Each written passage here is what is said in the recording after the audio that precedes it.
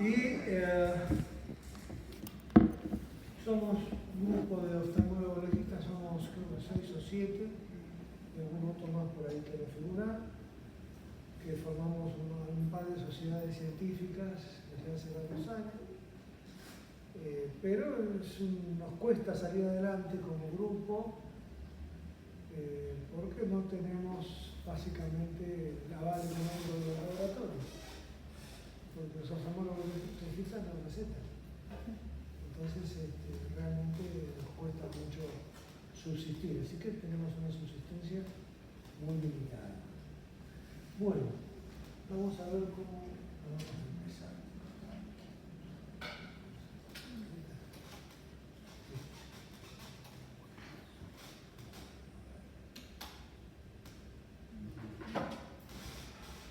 De tantas cosas que uno hace en la vida, amén de hacer la residencia, la facultad, este curso, hice la carrera docente. Linda la carrera docente. Fui la primera camada en el año, creo que fue 2012, y me anoté enseguida porque se cursaban en el Ramos Mejía, donde estaba haciendo la UDH, o donde había hecho la UDH, donde estaba mi padre allí. Y me dio la sensación de haber perdido soberanamente el tiempo. Y puede ser, por más voluntad que uno le ponga, pero... Hola, ¿qué tal? Hola. Pero por lo menos me quedó este concepto. Informar versus formar. ¿Alguien sabe decirme qué quiere decir esto? Informar esta pavada. Informar versus formar. ¿Nadie sabe? Comunicar y la diferencia a instruir. Soy un poquito hipoacúsico aparte. Todo, sí. Cuando informamos comunicamos, pero cuando informamos instruimos en algo. Claro. Perfecto. Informar es dar información, como el diario Clarín o La Nación, o un docente parado acá hablando, o leyendo y aprendiéndose de memoria la clasificación de los libros. Todo eso es informar. Ahora, si nosotros logramos que el individuo, la persona que está aprendiendo, si querés lo hablamos todos juntos, porque soy hipoacúsico, entonces no escucho bien. No te enojes, No hablo, gracias. Bueno, y la diferencia entonces es que informar es dar información y nada más. Al tipo se va pasando el tiempo, se olvida de todo y no le sirvió para casi nada. Formar es cuando esa información que le dimos hizo que ese individuo, ante el mismo estímulo que antes de haber recibido la información, él reaccionaba de cierta manera, con esa información cambió su punto de vista y ya no reacciona de esa manera, sino que reacciona de otra manera. Eso no se olvida. Yo siempre decíamos, nosotros teníamos residentes en el Churruca, estuve a cargo del servicio como 10 años y después gané un concurso abierto, estuve 20 años más y fue la mejor experiencia de mi vida, tratar con los residentes, ayudarlos. Realmente nos tocó un grupo humano fantástico siempre. Tuvimos algún caso que otro lo rajamos, pero el 99% fue fabuloso. Y realmente logramos, lo único que no logré fue poner inglés, que siempre fue mi idea. Nunca pude hacer que nos encontramos con distintos profesores de inglés, alguien que pudiera ir una vez por semana, 1 hora, y congeniar a aquellos que vivieron 3 años en Londres, a aquellos que solo tuvieron el inglés de la secundaria básico. Entonces, los niveles tan distintos hizo que nunca se pudo hacer. Bueno, A ver, vamos a lo mío. Esta foto es una típica foto que uno puede pensar que es postraumático. Y entonces cuando uno ve esta foto, dice, pucha, este seguro que no ve. Y si no ve, ustedes ya escucharon hablar de la tabla de Sená, ¿no? ¿Sí o no? ¿No?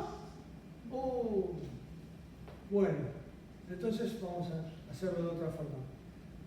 Cuando una persona perdió la visión de un ojo, hay varias tablas, hasta yo tengo una, y hay que hacerla de vuelta. Si alguien tiene interés, apuntarlo, yo no tengo nada. Pero los baremos, que son esas tablas, tienen una importancia, sobre todo para aquellos que no tienen buen manejo de la relación causa-efecto y grado de compromiso, grado de secuela que produjo tal lesión, etc. Para ese que no tiene mucha experiencia, la tabla le viene bárbara. Yo me acuerdo cuando estaba recién recibido, un amigo de mi viejo asumió como presidente, total ya están todos muertos, así que asumió como presidente de la Caja de Ahorro. Y me hizo entrar. ¿Querés entrar a la Caja de Ahorro? Sí, porque se acaba de hacer un lugar porque se fue el que estaba, se jubiló, tengo una vacante en el servicio médico del 9º piso, que es donde están los que manejan digamos, la parte teórica o teórico-práctico de todos los médicos de todo el país, que hacen la parte de cuantificación de daño. En ese momento hablaban de incapacidad. Y bueno, sí, formé grupo que aprendí muchísimo, un grupo fantástico, eran 6 monstruos, y cuando llegué me encontré básicamente con gente no había nada hecho en el país en los términos legal, salvo la tabla de un doctor llamado Senar en el año 42. Pero no había nada. Actualmente todos se fueron formando atrás, que seguramente van a conocer en el transcurso de los próximos años. Entonces, yo me agarré de la tabla de Senar y buscaba la agudeza visual que tenía cada ojo, con corrección, miraba en la tabla y ponía el numerito mágico que la tabla me decía que esa era la incapacidad. Y me iba a mi casa con la sensación de haber hecho algo bien, con haber cumplido con el nivel científico, bien, conforme. Qué buen día de trabajo tuve. Bueno, qué desastre. Después con los años me di cuenta. Claro, no. Podemos parar y decir, no, este hombre tiene no visión. Al tener no visión, bueno, un ojo ve perfecto, si es que el otro ve perfecto, y el otro tiene visión cero, se fija ya, después vamos a ver bien qué hago yo con los dedos así, porque se fijan en la tabla, tiene un eje de ordenada, un eje de abscisa, y en la tablita el número mágico es 42. Entonces, por el 42 no está mal, está bien, pero este tipo, cada vez que entra a un lugar, todos aquellos que lo conocían y lo conocen ahora, dicen, ¿qué te pasó? ¿Sí o no? Y si quiere hablar con una dama, o es una dama que quiere hablar con un caballero, y su seguridad personal muy probablemente esté muy disminuida. Y si este individuo maneja o manejaba un automóvil y ahora no puede, se le complicó la historia. Y si tiene fotofobia también, ¿es lo mismo estar ciego que estar ciego con fotofobia? No. Bueno, y mucho más. Y si me doblen, si eso es una separación, una dehiscencia de la raíz del iris en hora 6 y tiene diplopía monocular porque allá arriba le falta un pedacito de cristalino, bla, bla, bla, bla. Y si además tiene algún grado de atrofia del iris, que lo tiene, se nota que tuvo una gran inflamación porque tiene dispersión pigmentaria iridiana en la cara anterior del cristalino, bla, bla, bla. Entonces, ahí me entusiasmé con la cosa. Me metí en la cátedra de legal. No tenía ni idea de nada. Tuve un par de años, me fui. No aprendí nada ahí. Entonces, les cuento, ¿qué es un baremo? Un baremo es un librito o una tabla o una hojita en donde nosotros, los peritos, los que sabemos, perito no es una palabra judicial, es una palabra del idioma castellano. Alguien perito en algo es alguien que sabe de ese algo.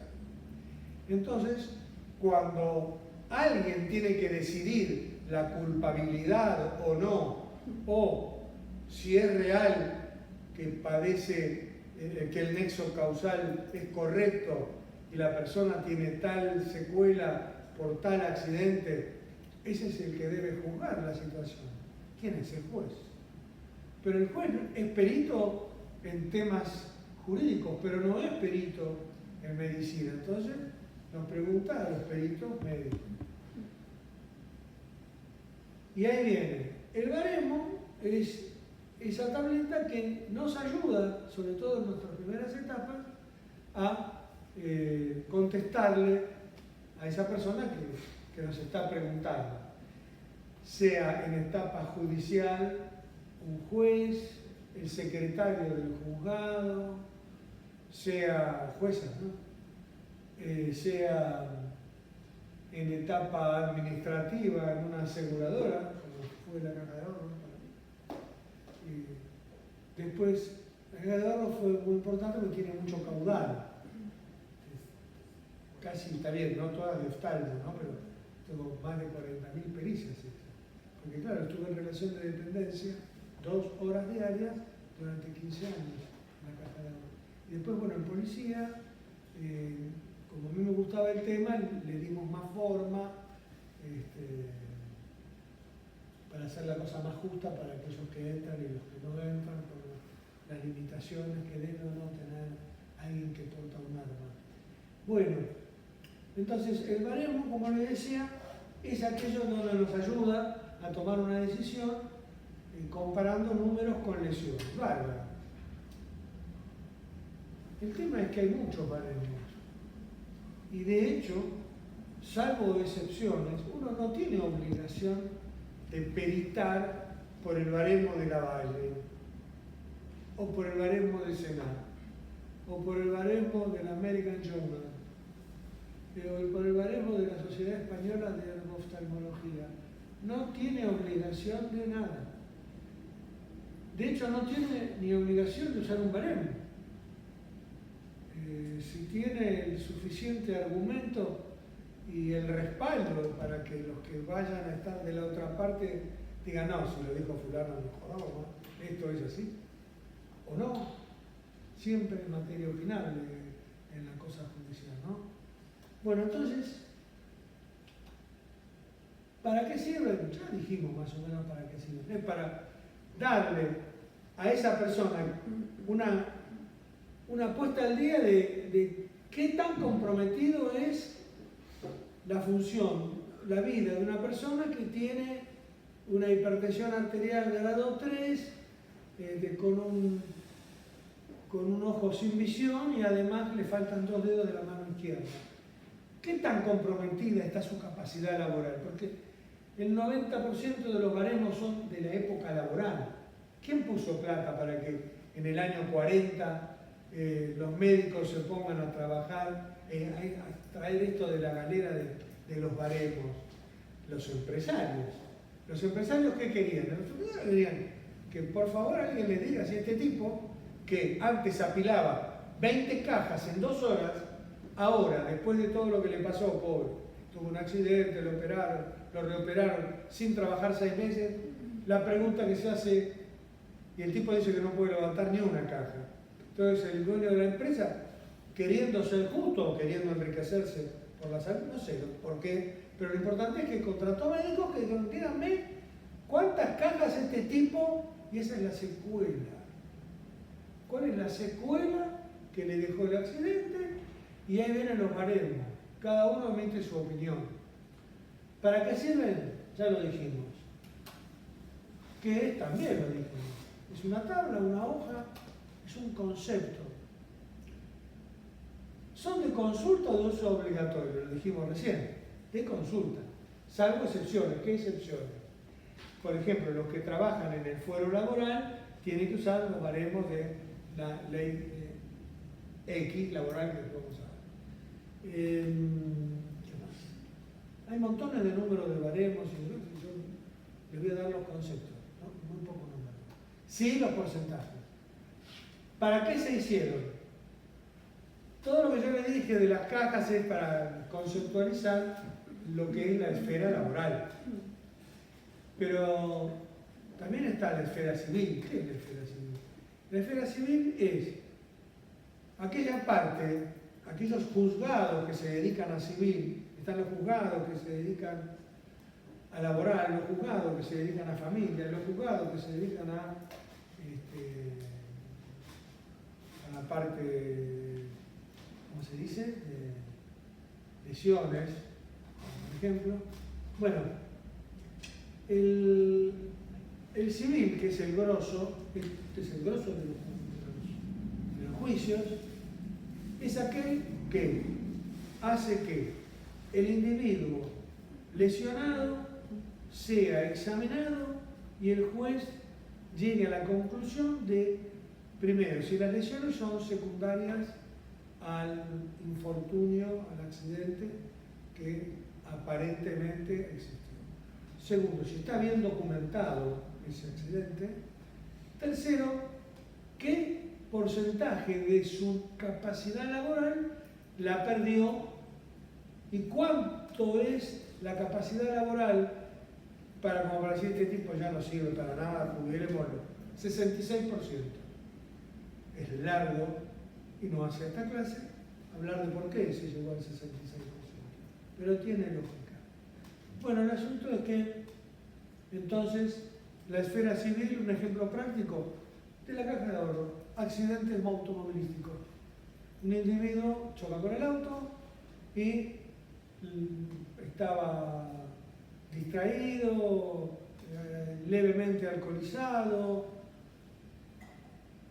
y produce lesiones graves en los terceros o en algún transportado.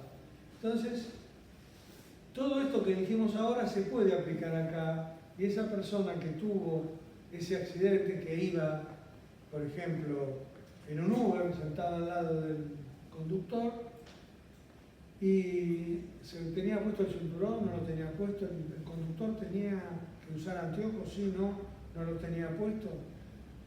Eso no está documentado, no hay tabla de eso. Yo tengo unas ganas de hacerlo y al final nos tapa el trabajo y no dice. Bueno, no está documentado ese tema. ¿Qué más? A ver. ¿Por qué hay tanto? ¿Por qué hay tanto? Porque cada uno opina lo que se le da la gana del tema. Te estoy diciendo que podés opinar, incluso sin usar los baremos. ¿Se deben citar? Y sí, te da respaldo. Como cuando vos describís o estás armando un trabajo científico a propósito de una tosis, por ejemplo, o a propósito de una conjuntivitis atípica, y ustedes ponen la bibliografía. Bueno, acá lo mismo. La bibliografía es un poco esto que acabo de decir, más los baremos. Los baremos de uso oftalmológico en nuestro medio. Los de más uso, que se puede usar, como les decía, number one, oftalmología médico-legal del doctor José Serrano. Paren todo. ¿Qué tal? Por favor, pónganse a gusto. Un gusto que estén con nosotros. Oftalmología médico-legal del doctor Serrano. Esto no es una tabla, es un libro. Es un libro muy lindo, pequeño, escrito en el año 40, entonces era en la era donde no había lentes intraoculares, donde se operaba con una técnica extracapsular, periinitiva o intracapsular, Y yo empecé con la intracapsular, con lupas, y hacíamos una incisión con tijera del limbo de casi 160, sí, 160 grados. De terror, la oftalmitis que teníamos en el Ramos, y los DR, en fin. Era otra medicina. Entonces hay que tener en cuenta, y lo que tomamos en realidad es la tabla. Pero bueno, no es motivo de este tema, de esta charlita chiquita que me toca dar, pero es tema para discutir largo y tendido si a alguien le interesa el tema. La ley de jubilaciones y pensiones es otra donde hay muchos baremos, donde muchas cosas son cuantificadas. Después, la ley de riesgos de trabajo, con la ley de RT, también tiene un baremo interesante, bastante desarrollado. La ley de compañías de seguros del año 2012, que hicimos entre unos cuantos colegas. Baremo de la Caja de Ahorro y Seguro, este es 100% mío, también es bastante usado.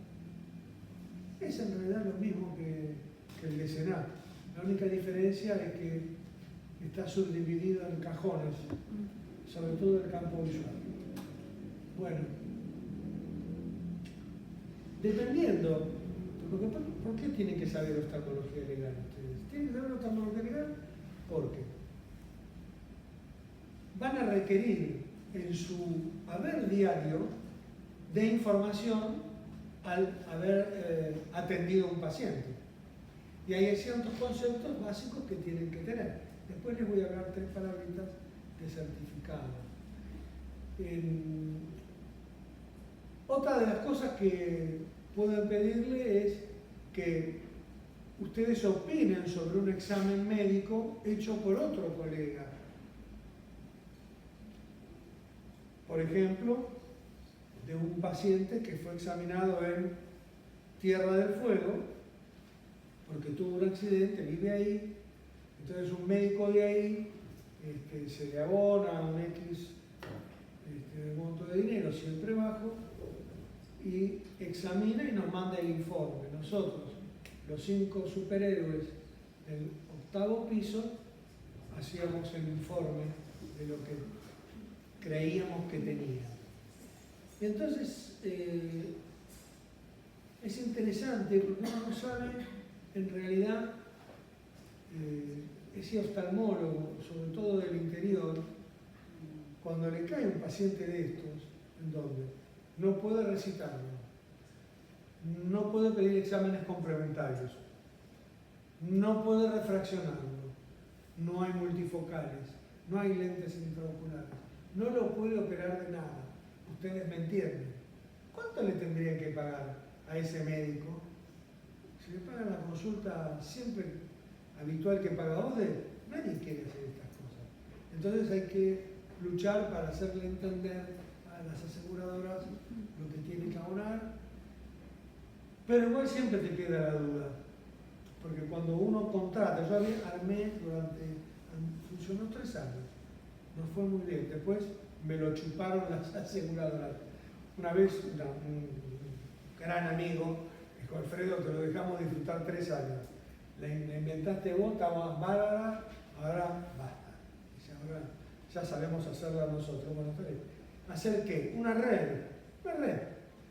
Y había lugares donde conocíamos gente, rurales que no. Entonces, ¿a dónde iba? Iba a contratar el oftalmólogo que era de un centro de ojos, porque habría un cierto prestigio, eran segunda generación, etcétera, etcétera. Entonces, nosotros teníamos que encontrarnos con esa hoja, o 2 hojas, o lo que sea, fue cambiando con el tiempo, y ¿es o no es confiable? ¿Es o no? ¿Le podemos decir al dueño de la aseguradora que sí, que ese señor es culpable, que tiene que cobrar $500,000?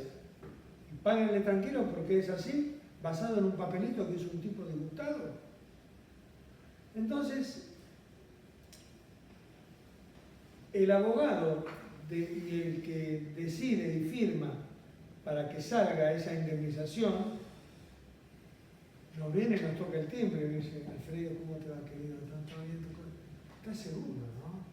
Porque si esto está mal, me van a tener que Uber. Bueno, se entiende, ¿no? Revisando el examen hecho por un colega. Esto es para cuando ustedes evalúan a un colega y también es para que ustedes mismos se autoevalúen cuando van a hacer un informe. ¿Quién lo va a leer? ¿Quién lo va a leer? El informe que ustedes están haciendo. O el que hizo esta persona. ¿Un abogado? ¿Un abogado especialista en lesiones? ¿Un médico? ¿O un médico legista? ¿O un especialista, un oftalmólogo? ¿O un oftalmólogo legista? Miren qué variedad.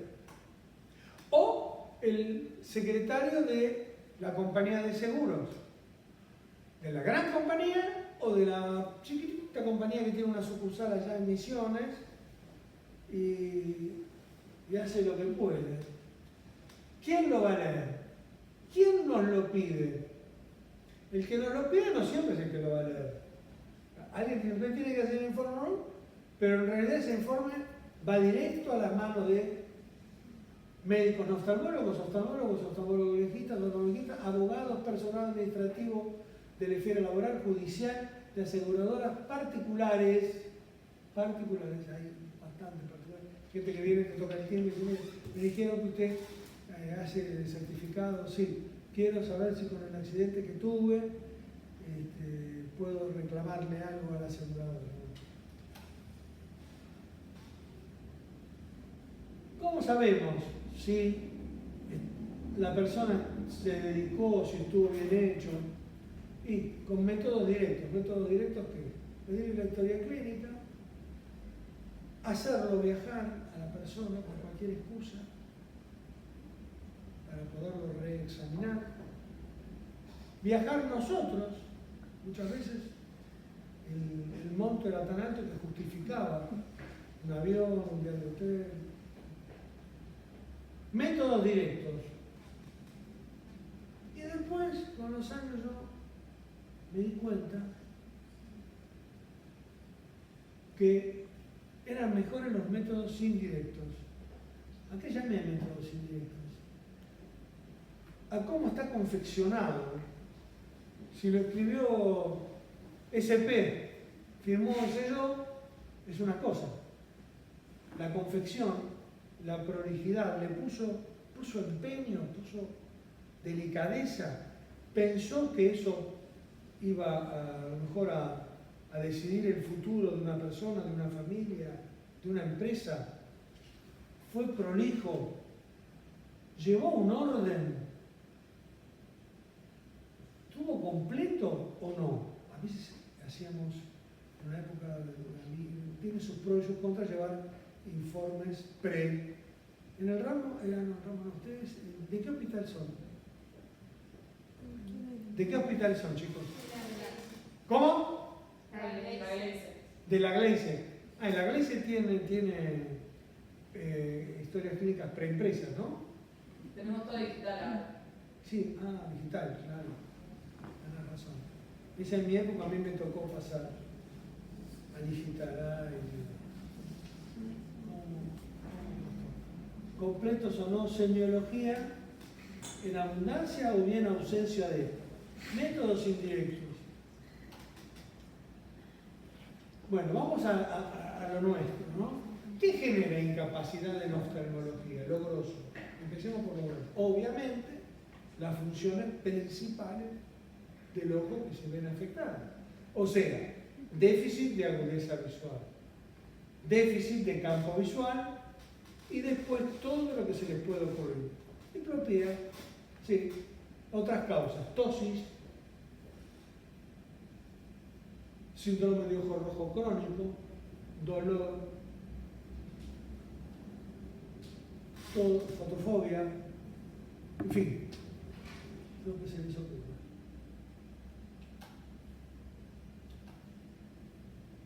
Ese es mi hijo. Salió de casualidad. Esto no sé dónde es, pero no me acuerdo. El código de Hammurabi, 1760 años antes de Cristo, ya hacía mención, en algunos lugares lo traigo como cosa risueña, ¿no? Como que no fue Sená el primero. 1760 antes de Cristo se encontró la piedrita esa que decía que, por ejemplo, aquel que, ahora me lo dice, déjenme usar la palabra,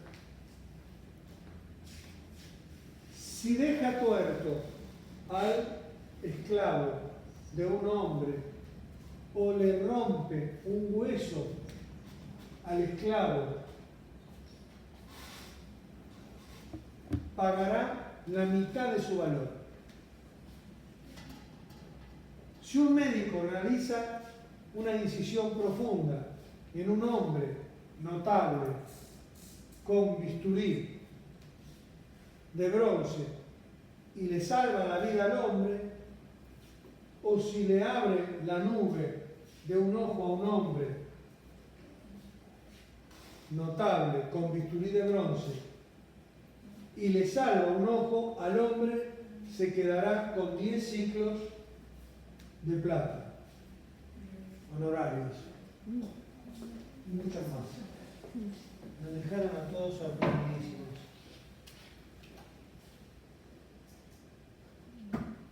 Todo esto que estamos viendo fue cambiando el tenor. Nació la oftalmología legal a 20 años, 30 en nuestro medio, ¿no? Yo en el año 95, cuando compró el laboratorio Alcon el primer excimer láser, se formó un grupo con Alessandrini, Schuster, Gauer, o sea, todos los que tenían centros de ojo de aquella época. ¿Y quién más se metió? Pensando que me iban a enseñar a manejar el excimer. Pelota, me dijo. Nadie me enseñó nada. Entonces me fui a pedir permiso, fui a ver operar a Nano Hijo, que también tenía un excimer. Menos que nada. Después viajé a Bariloche a ver a un ex jefe de residentes que había sido planta en el Santa, muy capacitado en refractiva. Algo me enseñó, pero no tenía excimer, así que me enseñó teoría. Hasta que al final hablé con la gente del laboratorio Alcon y averiguamos quién es el number one en español, porque en inglés es terrible. I can't speak, but when you speak to me I can't understand you, like you speak in Turkish. Terrible. Y encima sordo. Bueno, el asunto es que Alió Sanz, en la Universidad de Alicante, era un miembro importante de consejeros de Alcon, y ahí me fui. Y me enseñó. Una maravilla. Pero él era, de casualidad, el vicepresidente de la Sociedad Española de Ergo-Oftalmología, o sea, de oftalmología legal. Así que no había grandes cosas tampoco, pero empezaron a cosas y decían, claro, bueno, esto también. Y me dieron cosas para leer. Y, acuérdense, año 95, ¿no? Año 95. En internet todavía no es lo que es ahora, que apretás un botoncito y tenés todo. No. Bueno, importancia de la historia clínica prequirúrgica. Para todos les digo todo esto para que cuando llegue el paciente que ustedes van a operar, por si es de orden, por jugosísimos 500.000 pesos, ustedes van a pasar a ser por unos cuantos años los dueños jurídicos de ese ojo de la cara. ¿Se entendió? Así que mejor cuídense. La medicina, antes, cuando empezó estos cursos de legal, éramos muy cautos al hablar del tema. Porque nos decían, bueno, pero eso es medicina medicina a la defensa, medicina defensiva. No, eso es simplemente, es recontra defensiva, súper requete defensiva. Estamos con ametralladora. Tienen que cuidarse muchísimo. Entonces, la historia clínica prequirúrgica, justamente, es como si lo hubiera escrito un juez de primerísima línea o un prestigiosísimo abogado, y nadie lo ponga en duda. Todo lo que ustedes escriban, cuando es leído, 1 año después, 2 años, 5 años, tiene un valor intachable. Lo que está escrito ahí es ley. Aunque diga la barrabasada más increíble, si ustedes lo pusieron y está, y lo fueron a buscar del juzgado, lo sacaron del archivo y está, todo lo que dice ahí es verdad. Entonces, cuando llega un paciente y tiene una catarata senil, y ustedes ponen paciente catarata, PIO, ambos ojos 12, ojo externo SP, AB 1 en 10 y nada más. Y lo opera. No está mal. Pero, si llegamos a perder ese juicio, es muy raro perder un juicio de praxis médica. Porque los jueces saben que estamos en un país recontrabananero. Saben que OSDE lo que nos paga, OSDE lo que nos paga no nos alcanza ni para alquilar el quirófano. Entonces, tienen que cuidarse muchísimo. Entonces, a ver, ¿qué más les podría decir al respecto? ¿Alguna duda hasta acá? Si perdemos ese juicio, que podría suceder, ahí viene después una última etapa, es los cálculos matemáticos de cuánto dinero significa la pérdida del porcentaje de incapacidad. Pero si ustedes en la historia no pusieron nada, se despacha la otra parte y dicen, toda la pérdida de visión, 42% es para nosotros. Nos tienen que pagar una cifra increíble. Pero si ustedes tuvieron la precaución de preguntarle, señorita, o señor, o señora, abuelo o abuela, ¿tiene fotofobia? ¿Qué, doctor? Si le molesta la luz, sí. ¿Y le lagrimea el ojito? Sí, terriblemente. ¿Y se le cae el párpado? Sí, se me cae porque yo antes no se me caía, pero ahora que tengo la catarata y no veo para defenderme, se me cae durante el día y se me junta porque se me pega con la secreción. Tosis tiene. Y después, no, a veces me choco con los bordes de la puerta porque como que no veo tampoco adelante, tampoco veo los costados y me caí varias veces. Alteraciones del campo visual. Si ustedes ponen todo eso al momento de hacer el cálculo y la otra parte diga tiene un 42, ustedes dicen un momentito, ¿qué 42? ¿42 tiene? Sí. Bueno, está bien. Pero antes de operarse ya tenía un 38,5. ¿Cómo? Y sí, porque tenía tos y tenía... ¿Cómo es la cosa? Bueno, el juez dice, se le paga por el 1,5 puntos que perdió. Todo este quilombo, pero a ustedes lo salvó la historia clínica prequirúrgica. No se olviden. Los partes quirúrgicos, y acá me agarré con los residentes, lograr que pongan la fecha, que pongan los stickers. ¿Cuál es la causa? Todos. ¿No tenemos un poquito de temor a la endoftalmitis? Vos lo operaste, quedó bárbaro y al otro día, ¿cómo ando? Anoche. Y el paciente dice, bien, y otros dicen, tiene alguna pequeña molestia, a ver, la lámpara, siéntese a ver. Y no era nada. Era qué sé yo qué era. No sé qué era, pero no era una endoftalmitis. Pero bueno, la endoftalmitis hay que tenerla siempre presente, lamentablemente. Agudeza visual. ¿Qué les voy a venir a hablar yo de definición de agudeza visual? ¿Qué es la agudeza visual? No hace falta que yo les explique nada. Esta es la tabla de Senat como está fotografiada directamente del libro del doctor Senat. Los traje así para que nos metamos en la antigüedad y en el tipo de oftalmología que en ese momento había. En el eje de las ordenadas, o sea, el vertical, va la agudeza visual de un ojo, y en el eje de las abscisas va la agudeza visual del otro ojo. Así que esta tabla no la conocían. En esta tabla va a aparecer mi mail por todos lados. Si necesitan, yo tengo todos los libros de legalidad. Lo que necesiten, me llaman y con mucho gusto los voy a instruir. ¿O no? Bueno, por ejemplo, si un ojo tiene 9 décimas, 0,9 décimas, es lo mismo, ¿no? 0,9 de un ojo, y en el otro tiene 0,6. Si unimos esto y esto, nos da 8.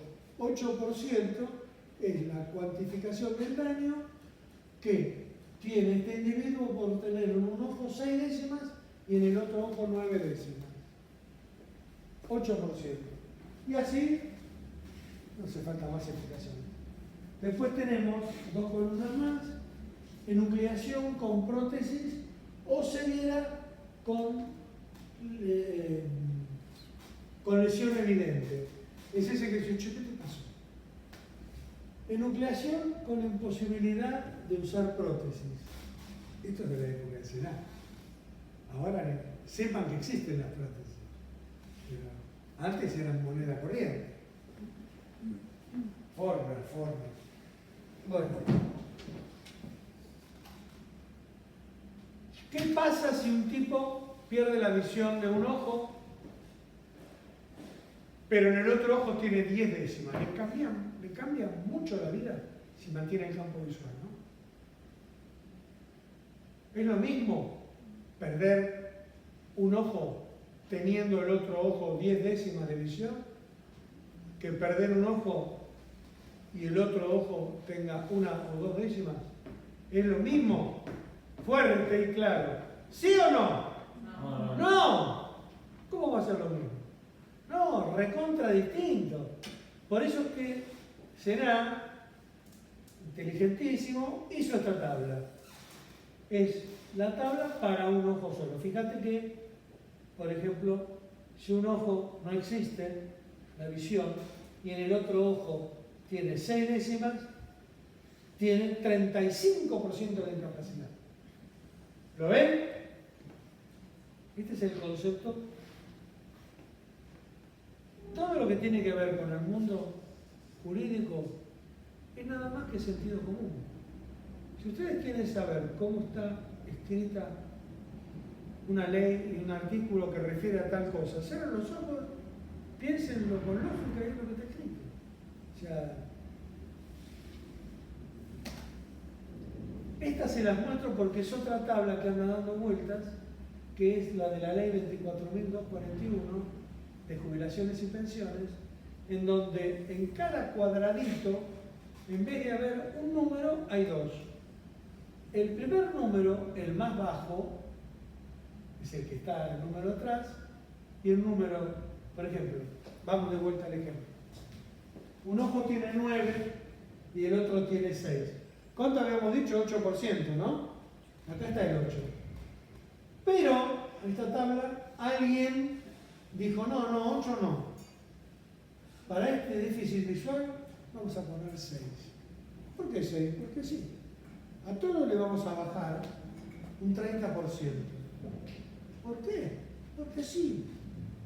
Porque nos ahorramos un montón de plata. ¿Es justo o no es justo? Y funcionó durante un tiempo, poniéndole la mano en el bolsillo a los trabajadores. Pero después esto se... Pero bueno, puede, como el porcentaje es menor, puede que alguien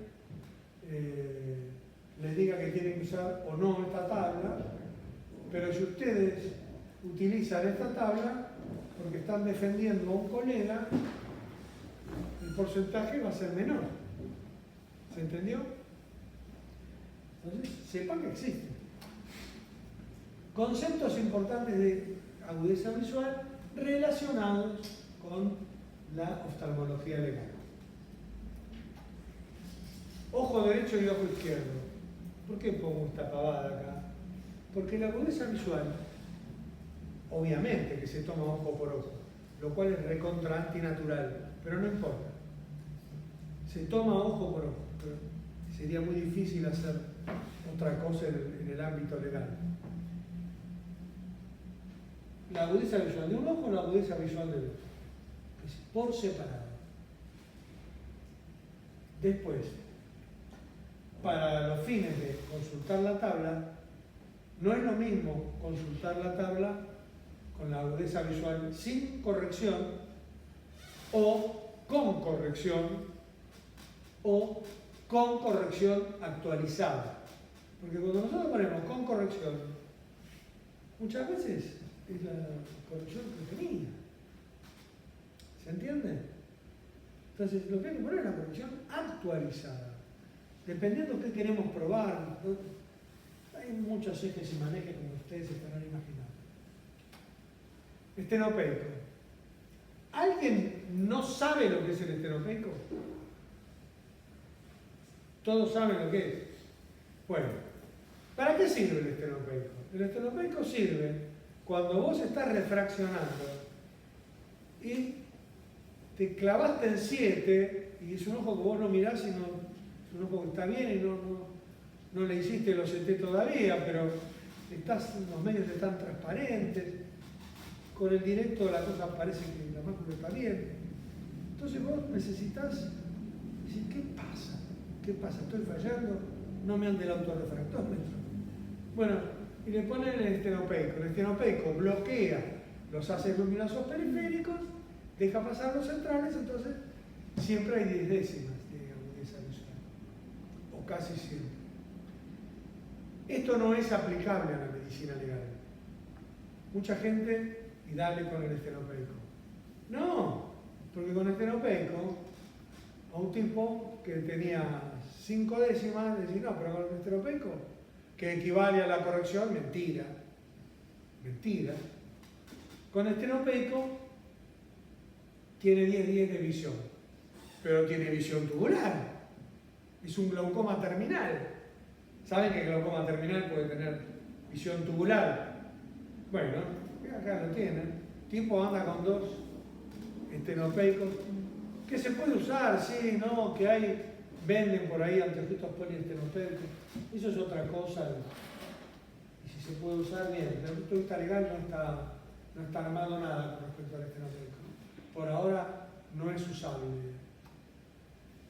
Después, la agudeza visual con corrección. Si es con corrección, ya sea con anteojos o con lentes de contacto, ¿con cuál corrección?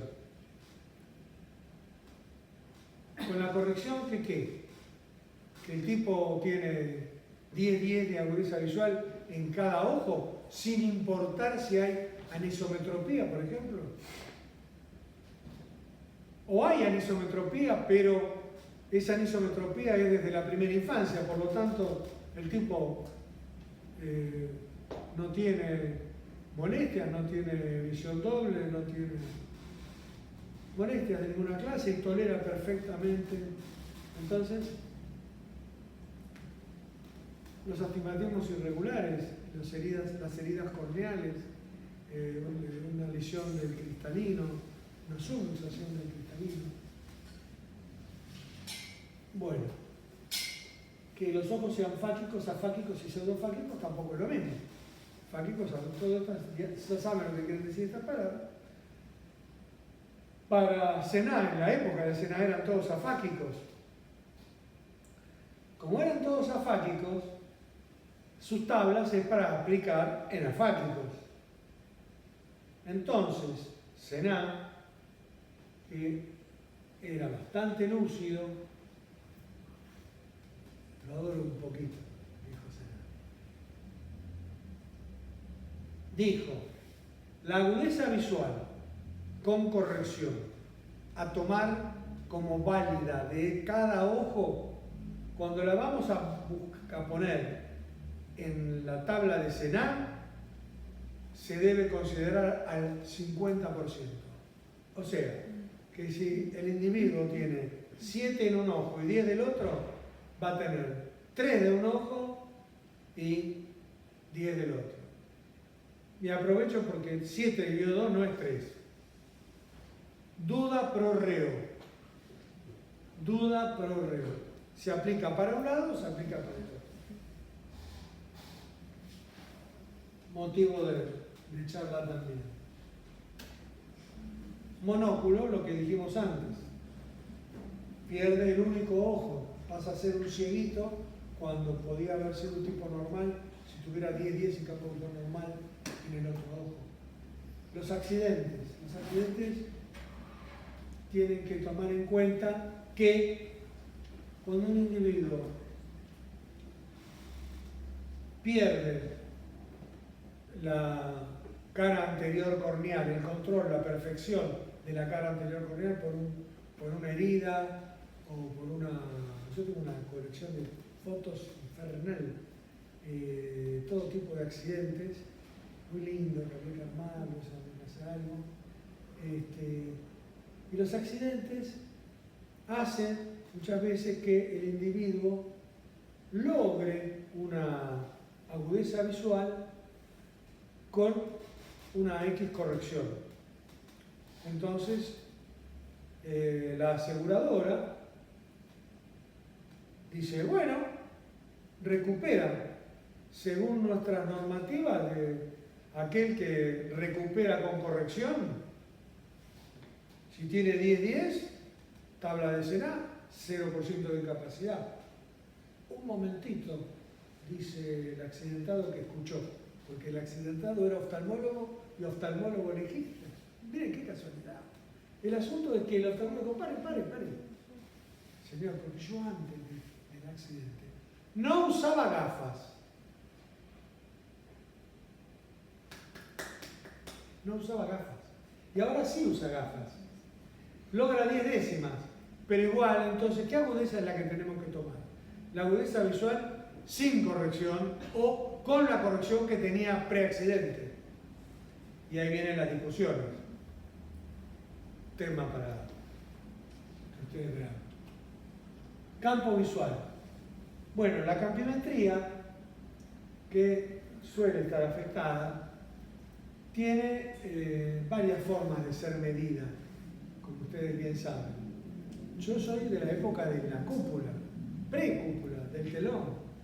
En el Ramos Mejía había una habitacioncita chiquita con un telón negro y nosotros íbamos y hacíamos ciencia oftalmológica y con los palitos estos le mostrábamos.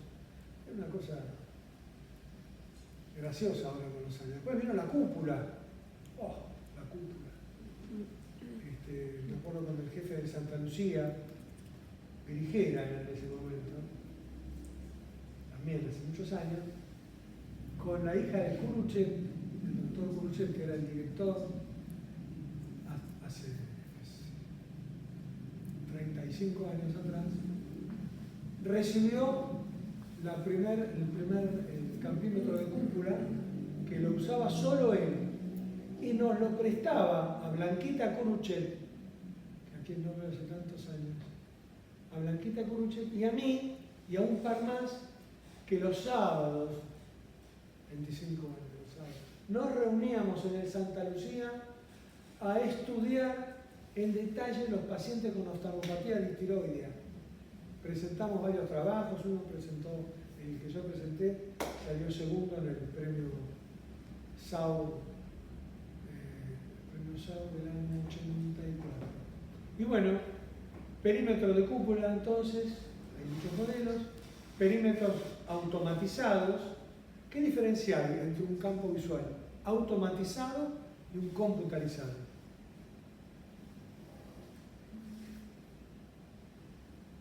No sé los datos. ¿Ya hacen campos visuales? ¿Eh? ¿No? Pero están yendo a un hospital. ¿Y no les hacen hacer los campos visuales?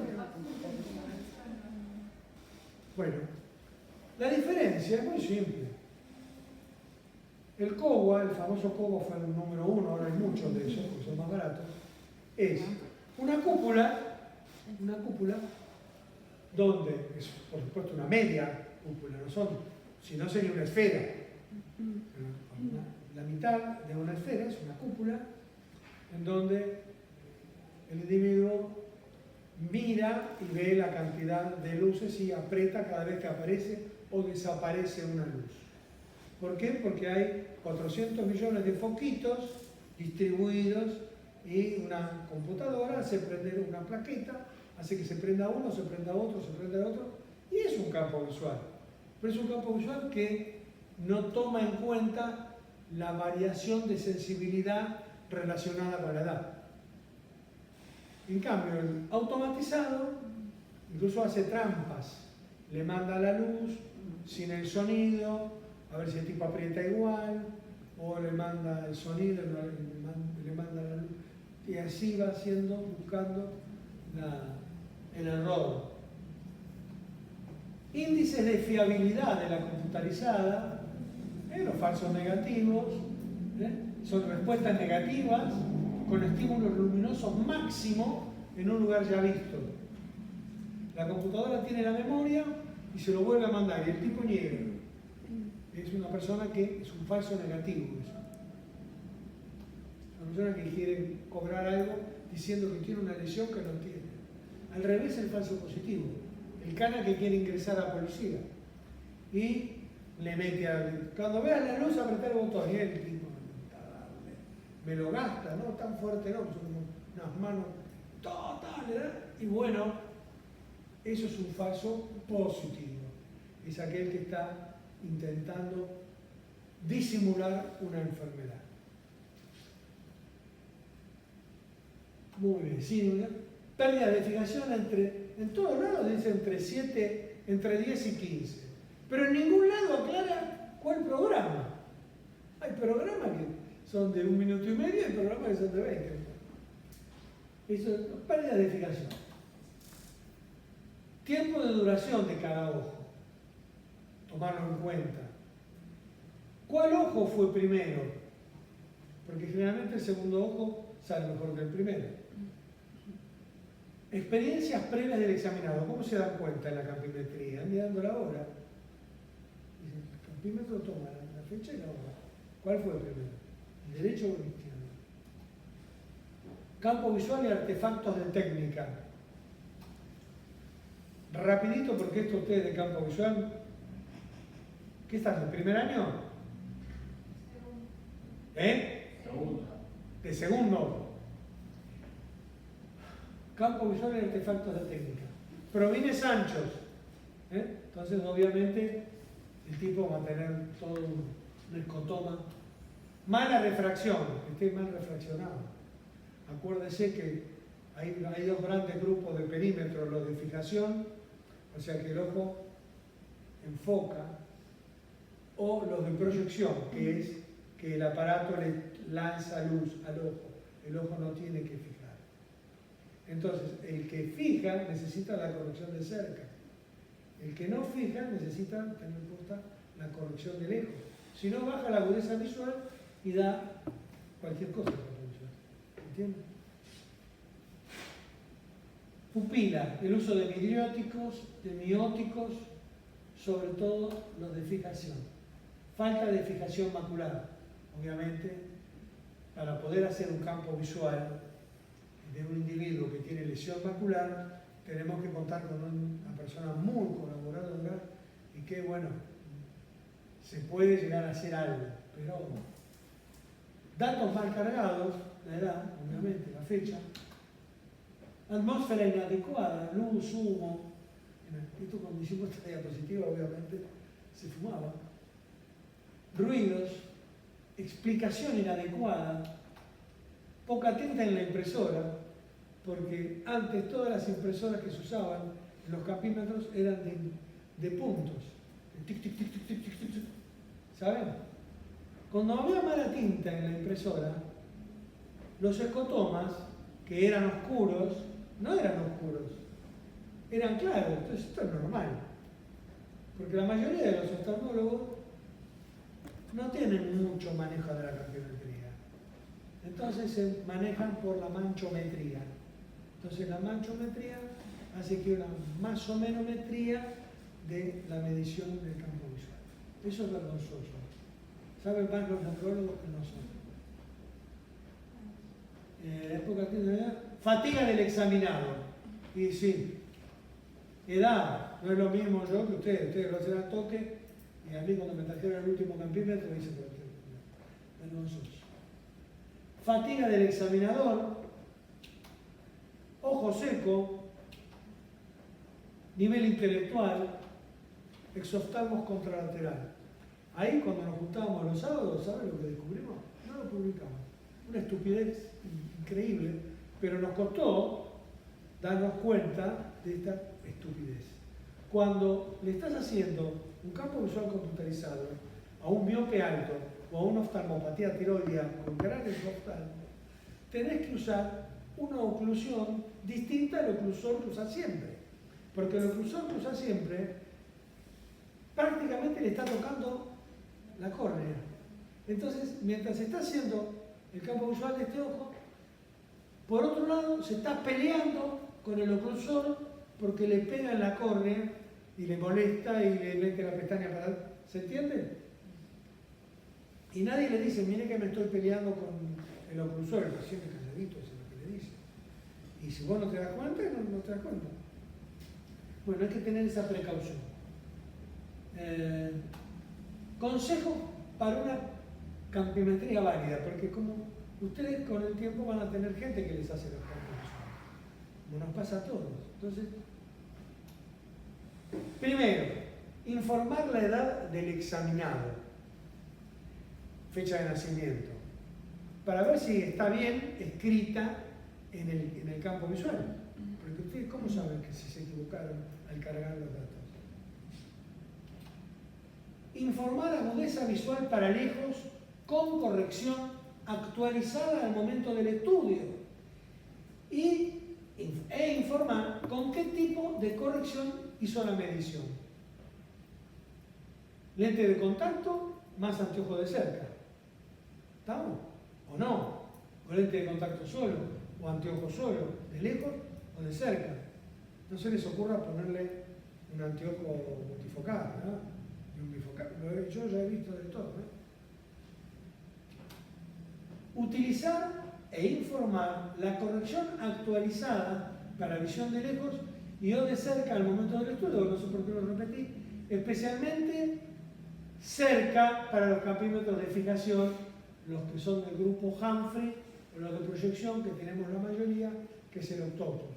El octopus 1, 2, 3, todos tenemos eso. Informar diámetro pupilar y estado del reflejo fotomotor. No colocar ningún colirio previo al estudio. No colocar ningún colirio previo al estudio. Cuando volví de Alicante, le pedí a la institución que manejaba el Churruca, en la Policía Federal, que por favor nos compren un paquímetro. Y que por favor nos compren un topógrafo. Bueno, tras mucho pelear, explicándolos por qué me lo compraron. ¿Y para qué? Yo la verdad lo manejaba el tema, pero me daba cualquier cosa. Hoy me daba una cosa, mañana me daba otra, no en todos. O sea, acá hay variables que yo no estoy manejando. Y hablé con uno, hablé con otro, ¿sabes quién me ayudó? El de Forman con el topógrafo, porque ellos manejaban la topografía por los lentes de contacto. Y me tiró unas ondas que no las tenía nadie sabía un poco de la topografía. Estos tipos me apiolaron. Y publiqué un póster que se llamaba ¿Cuántos ojos derechos tiene mi paciente? ¿Por qué? Y porque le probé 10 cosas y daba cualquier cosa. Tocarse el ojo como cuando uno se saca una pestaña 1 minuto antes de ingresar. Hacer lo mismo 10 minutos antes, hacer lo mismo 1 hora antes. En un ojo o en los dos. Después, ponerse un colirio. ¿Qué clase de colirio? Una lágrima, un colirio irritante, o un colirio que produzca miosis, o que produzca midriasis, que hasta qué punto es influencia a una persona que tiene problemas de fijación. Bueno, tan aburrido, ¿no? Miren que traté de hacérselo divertido. Esto es aburridísimo. Pero bueno. Campo visual. Acá está. Esta es la forma de informar la alteración, la cuantificación, de cuantificar una alteración campimétrica, o sea, poner en numeritos que están lesionados, está el campo visual de este cristiano, o maometano, lo que sea, según la tabla de Senat. El libro de Senat pone esto, hagan esto, porque hay otro método que está en la ley de jubilaciones y pensiones, que es un quilombo, no lo hace nadie ni yo. Entonces, siempre estamos utilizando esto. Y ponen, hecho con la tabla de Senat, final. Hasta los 30 grados de un ojo entre el 0 y el 15. O sea, una restricción hasta los 30 grados entre el 0 y el 15. Más allá de los 30 grados, más. Entre 0, casi nada, o 40%. Equivaldría a la pérdida de la visión de un ojo. Y así, las semianopsias, los escotomas, bla, bla, bla. Cuadrantopsias, sus porcentajes, pero ya no están en el libro de Senat, están en el decreto 47898. Y da bastante porcentaje. Por ahí al perito de oficio le pueden pedir que informe con ese. Las semianopsias del 47898 de jubilaciones y pensiones y los escotomas, lo mismo, son números. No hace falta, ellos van a la tabla, todo, yo tampoco me los acuerdo. Visión doble, interesante. No hay mucha visión doble que pretende, pero hay. Es muy interesante la semiología. Bueno, tipos, causas y requisitos, ustedes seguramente saben más que yo de esto. Binocular versus monocular. ¿Cuál es la diferencia de binocular? Que fluye el ojo y se acabó la diplopia. Esa es la binocular. Y la monocular es tapando el otro ojo, solo desaparece la monocular cuando tapas el ojo afectado. Acorde al grado y campo de la mirada en que se produzca, o sea, no es lo mismo que la persona vea doble acá, en la posición de lectura, y es un tape enter. ¿De qué trabaja?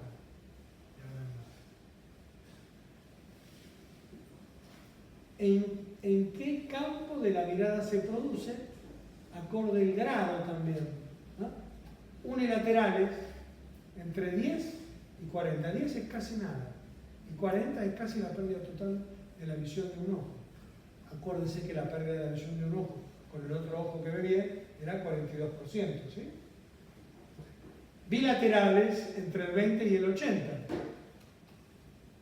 Diplopía y signología acompañante.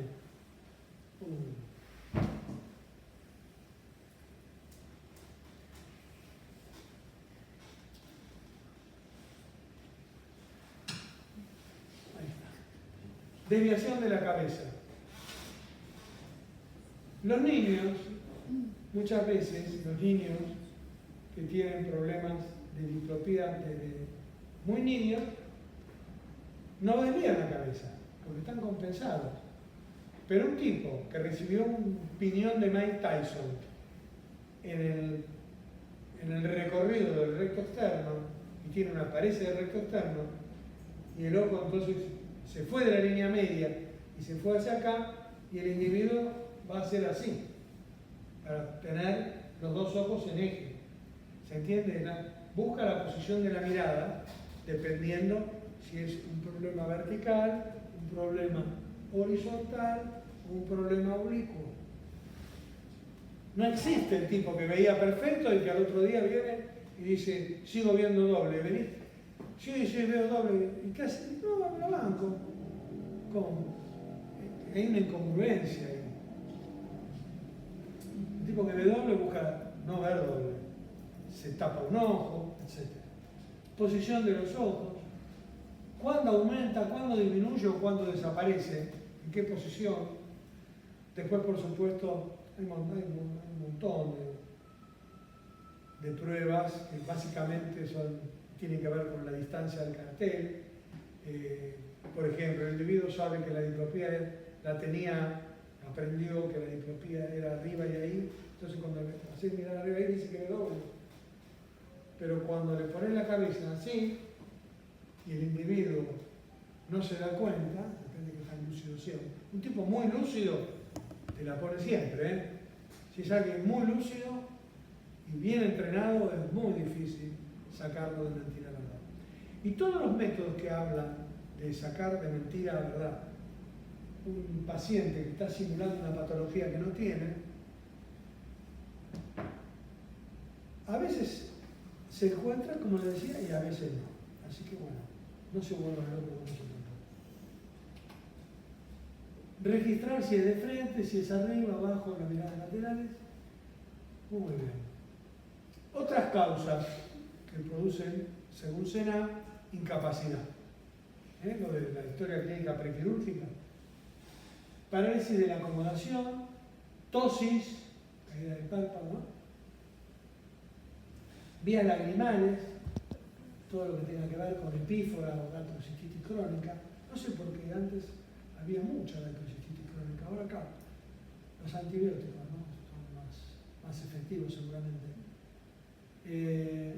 Lagostalmo, midriasis, iridodiálisis, iridectomía, entre el 5 y el 20, ectropion y entropion, del 10 al 30.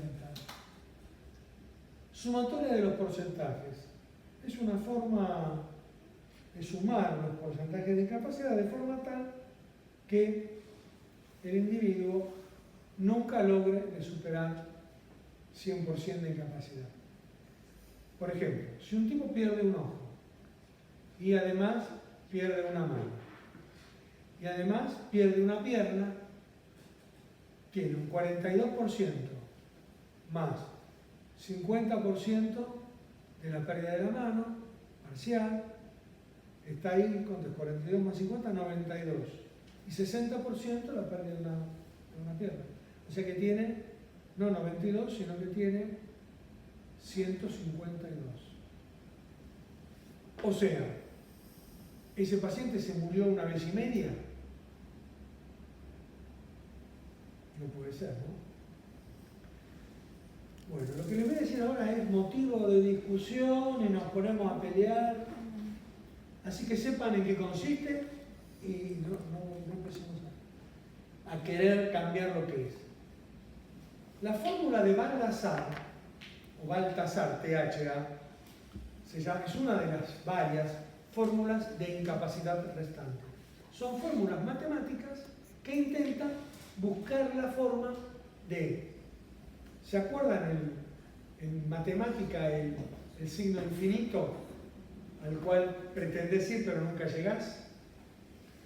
Pues vale, no sé. Bueno, sumatoria de los porcentajes. Vamos a suponer, para no tener nunca 100%, si el individuo tiene una agudeza visual que le da una incapacidad del 30%, déficit de agudeza visual, y un déficit de campo visual que le da un 10%, ¿cuánto tiene? ¿30 más 10, 40? No tiene 30 más 10, 40.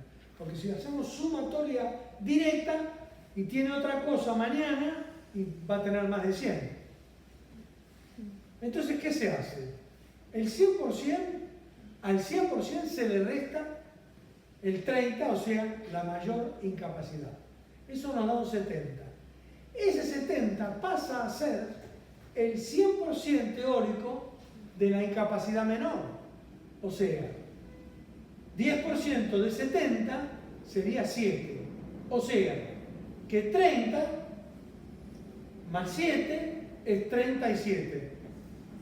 Yo sé que no se entendió, pero haciéndolo y viéndolo con los numeritos, te puedo asegurar que lo ven. Y ¿quién está de acuerdo? Yo. Estoy muy de acuerdo, muy de acuerdo.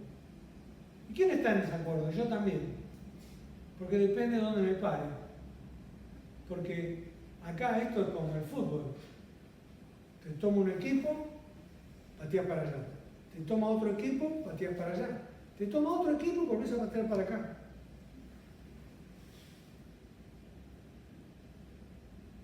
Cualquier déficit visual, sobre todo se puede utilizar cuando tiene varias lesiones, la tabla de Sena.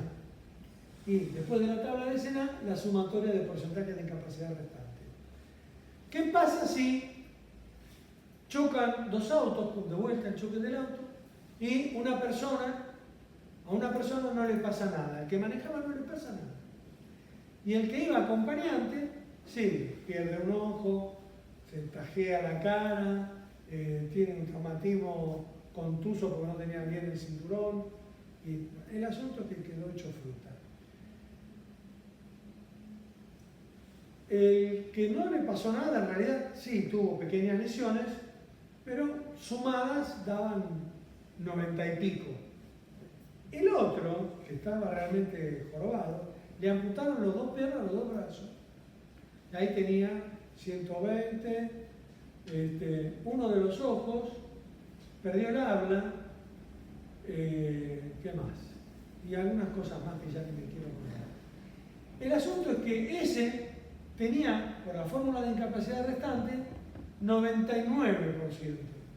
Y el otro que no tenía casi nada, que encima fue el culpable, el que iba manejando, tenía 98. En ese caso, ¿es justa la tabla, el sistema de incapacidad restante? ¿Es justo? No, es muy injusto. Lo que pasa es que esto es un invento de las aseguradoras. Las aseguradoras ponen esto porque la aseguradora puede asegurar a alguien sabiendo que el monto máximo que pagaría en el peor de los casos es tal. Y ahí está la ley de seguros atrás. No podrían nunca tomar un seguro y sin saber cuál podría llegar a ser los límites, porque por ahí a los 2 meses se fundieron. Y las empresas no están para fundirse, están para crecer. Y fíjense una situación al revés. ¿Sería justo? ¿Sería injusto? Ahí está la discusión. Una cosa que siempre pasa, los médicos no somos hombres de letras, no mujeres de letras. No nos gusta escribir, a mí tampoco. Pero estos secretos que están en la tabla, A, B, O, D, O, I, A, O, C, B, C, B, C, TOPO, PATI, FACO, FACO, etcétera, etcétera, etcétera, más todos los otros que estos más o menos son de dominio público oftalmológico.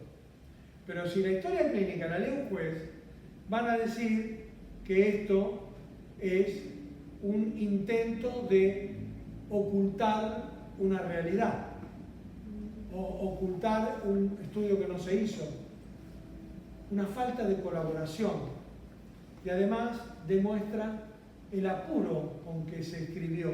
Y si se escribió con apuro, también lo deben haber examinado con apuro. Entonces, probablemente la persona que escribe así, ya empezamos dando una mala imagen.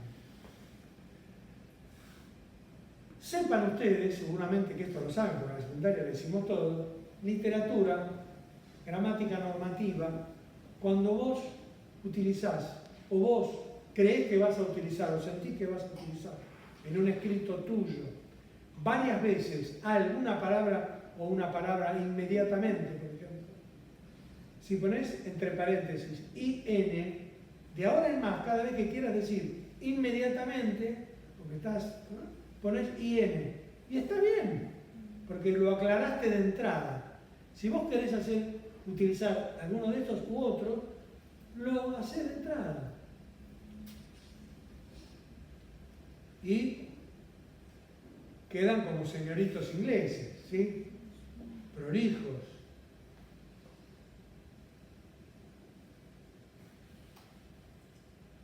Certificado, rapidito. ¿Qué hora es, chicos? ¿Qué hora? 8:30. 8 menos 10. 1:30. No, 8:30, con razón. Se están cabeceando. Bueno, rapidito. Certificado. Lo que tiene que tener un certificado, no se tienen que olvidar. Ustedes se están jugando la cabeza cuando hacen un certificado y la persona que lo pide muchas veces no sabe, no se da cuenta, la mayoría de las veces, de la importancia que tiene ese certificado. Esa persona no es un certificado de acto físico para el club, ¿no? Se muere de un infarto y la familia le va a buscar la puerta, y el club le va a venir a buscar la puerta, porque le hicieron juicio, el otro equipo le hizo juicio porque el estrés y se suspendió el campeonato, y no solo en la lesión física, hay muchas cosas que puede haber después de un certificado. Entonces, ¿saben lo que recomiendo yo? Amén de todo lo que está en los libros. Esto, ¿lo quieren hacer? Lo hacen, yo lo hago. Al certificado que le voy a dar, primero no uso uno chiquitito, uso una hoja grande para que me entre esto. Pero yo lo firmo, pero antes de dárselo, o antes incluso de firmarlo yo, se lo doy para que entrego a Juana García. ¿Me permite su documento, señora? Porque usted va a recibir el certificado por el nene. Juana García, DNI tanto. Por favor, sírvase. Firme y aclare. ¿Por qué? Porque usted es la que recibe el recibo. Ah, pero ¿tengo que firmar? Sí. Ah, pero se lo lleva usted, señora, ¿eh? Tranquila. Ah, claro, bueno. Si no, está bien. Firman. Y al lado firman ustedes.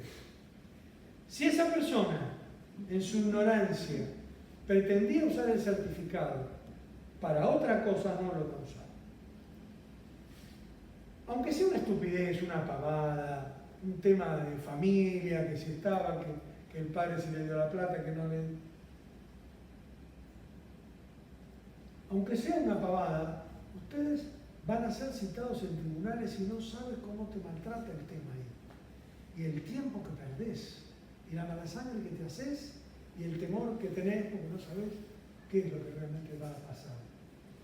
Así que cuidado con los certificados.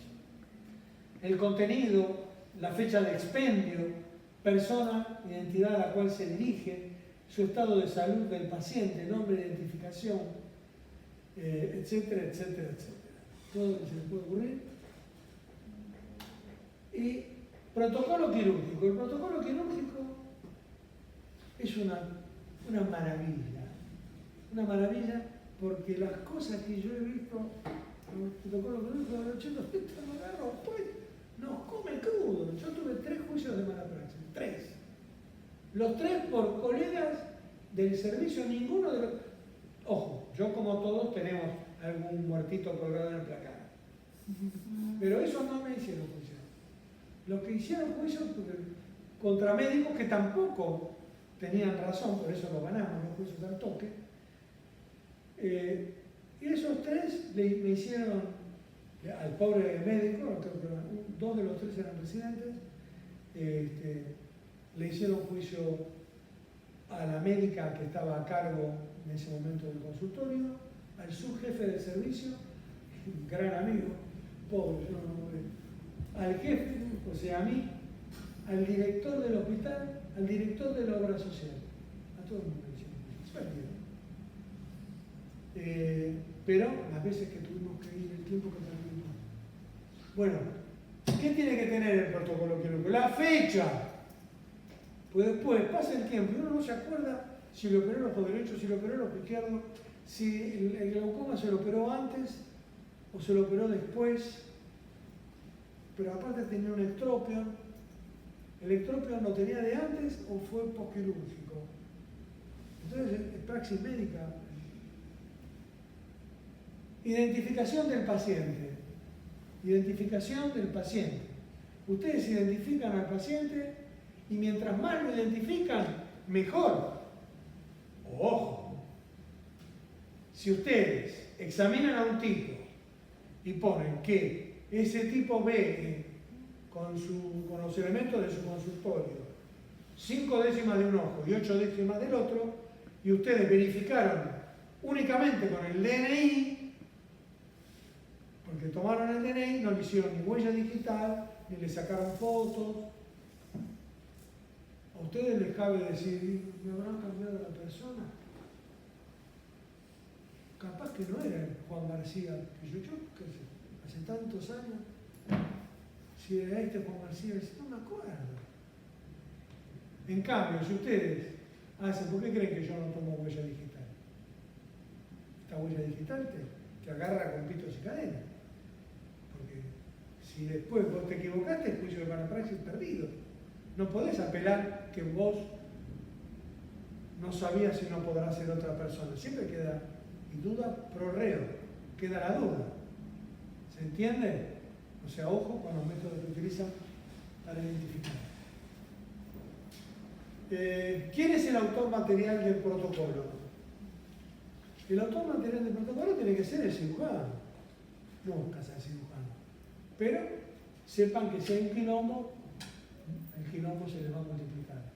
Tiene que estar firmado, tiene que tener el número de la historia clínica, tiene que tener horario de comienzo, horario de finalización.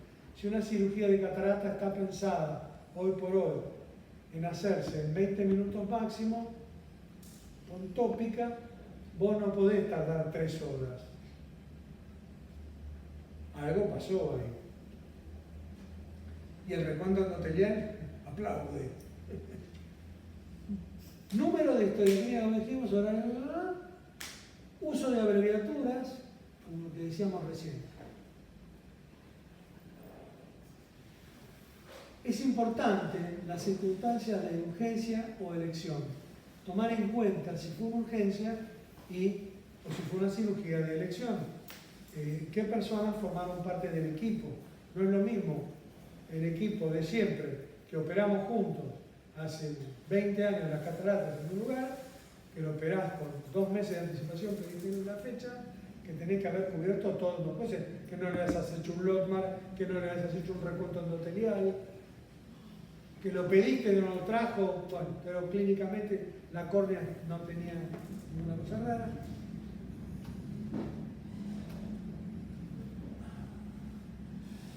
Muchas gracias.